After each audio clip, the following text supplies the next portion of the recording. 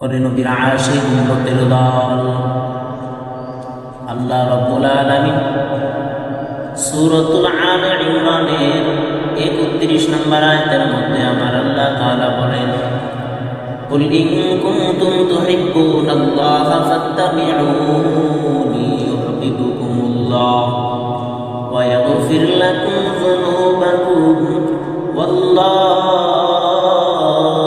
গফুরুর রহিম। আমার আল্লাহ তাআলা বলেন, ও পয়গম্বর, আপনার উম্মতদেরকে আপনি জানায়া দেন, যারা নবী আপনাকে ভালোবাসবে তারা যেন আমি আল্লাহ তাআলাকে ভালোবাসে। ও নবী আমার, আজ যারা আপনাকে কষ্ট দিবে, আপনার মনে আঘাত দিবে গো নবী, তারা যেন আমি আল্লাহ তাআলাকে কষ্ট দিল।